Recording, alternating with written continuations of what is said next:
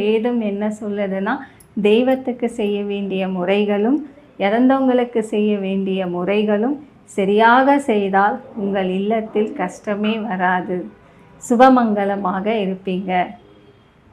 நீங்கள் நினைத்த காரியங்கள் சரளமாக செஞ்சுட்டு போகலாம். சித்தி காரியங்கள் இல்லத்தில் சுப காரியங்களெல்லாம் மங்களமாக நடக்கும். நம்ம எதுவுமே செய்யலைன்னா கஷ்டங்கள் அதிகரிக்கும். சில பேர் நம்பிக்கை இல்லை,